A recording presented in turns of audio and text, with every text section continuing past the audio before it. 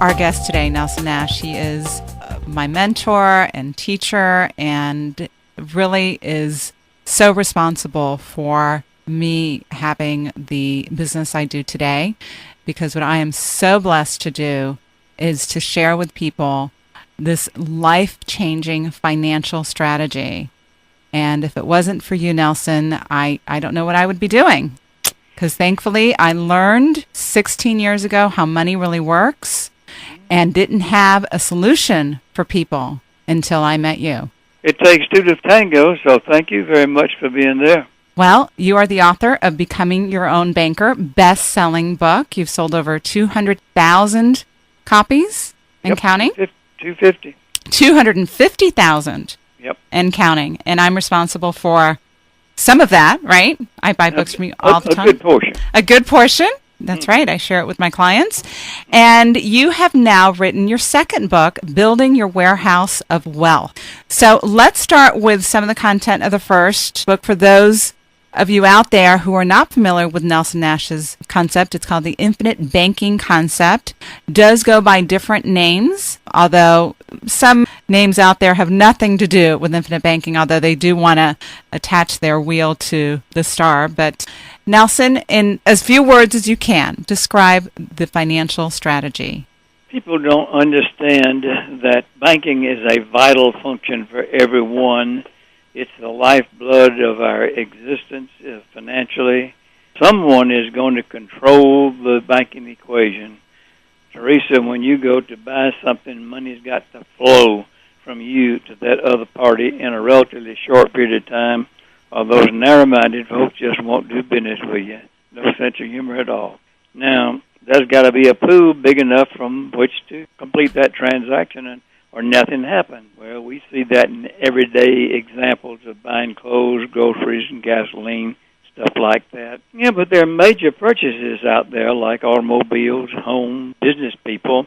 There's huge expenditure going on there. I'm an aviator, remember? Mm-hmm. I've been a pilot for 66 years. I keep up with a good bit of stuff goes on in the airplane world. The Boeing Dreamliner is now flying. It's only 3 years behind schedule. But, Teresa, one of those things cost $200 million.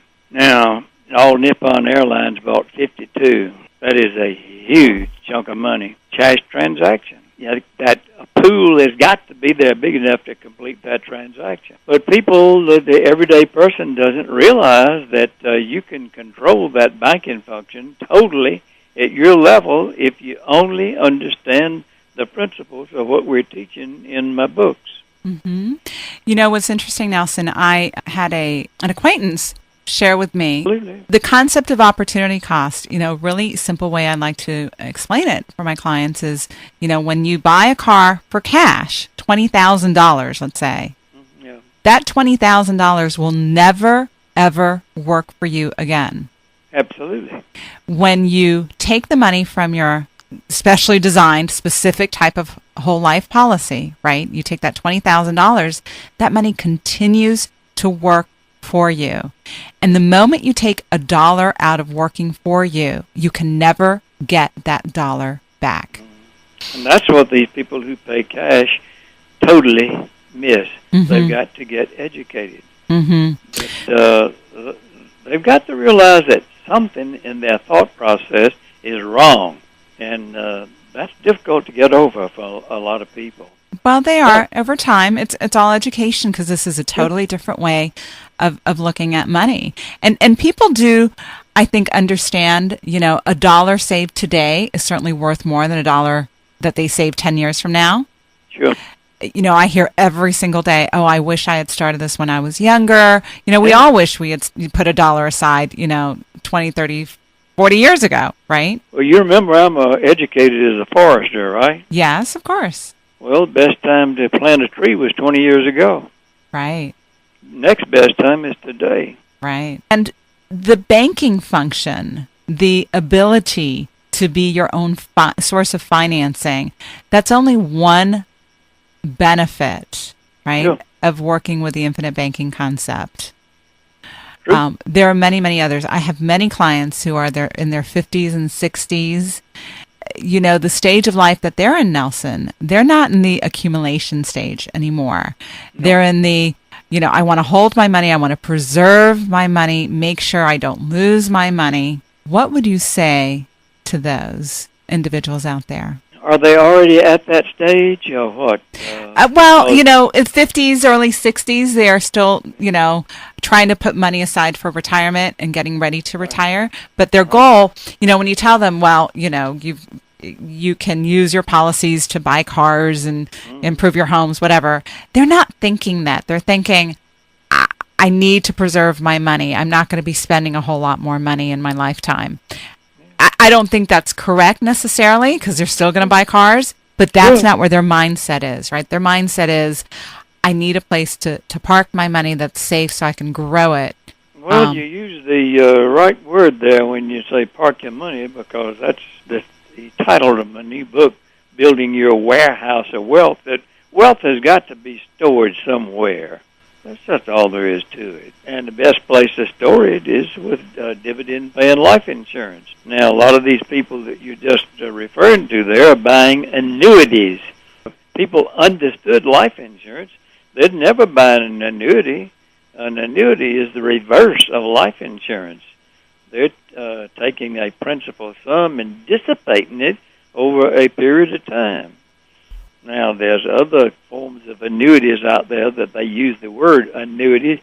They call it a deferred annuity. That's all only an accumulation account of some sort that will turn into an annuity. But, as I demonstrate with that policy I just described to you, I can have that income as long as I live on a tax-free basis. And the death benefit won't go down. So let's talk about the other options that Americans have for parking their money.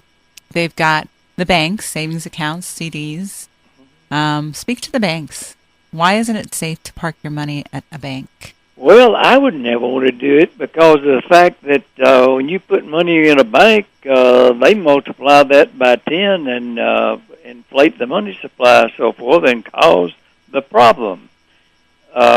And there's supposedly the guarantees out there by the FDIC and things like that. But that's all a fantasy also. People need to study economics a little bit more than they do.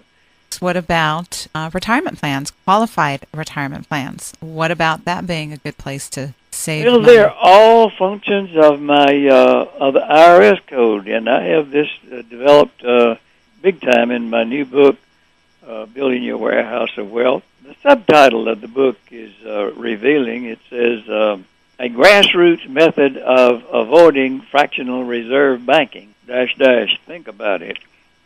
That when you do this, you're not part of the problem. And the other really, really good analogy, a really great analogy that describes the issue with putting money aside, putting money away in a tax-deferred plan is the concept of, do you want to pay taxes on the seed or the harvest? And you have such a beautiful illustration with corn.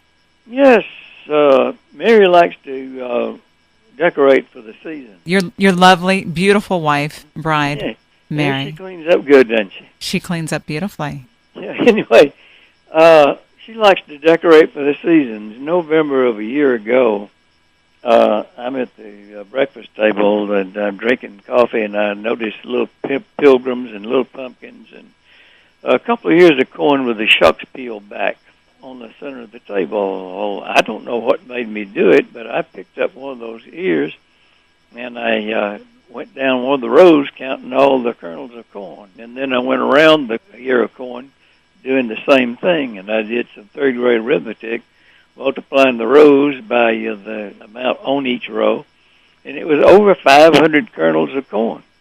Well, let's suppose that I put one of those kernels of corn in the ground, favorable conditions, and up comes a stalk.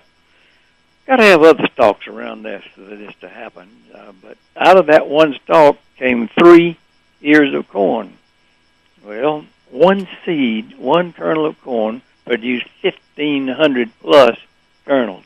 Well, that's the law of the harvest. Now, I am the IRS, Teresa, and you are the corn grower. On which would you rather be taxed, seed or harvest?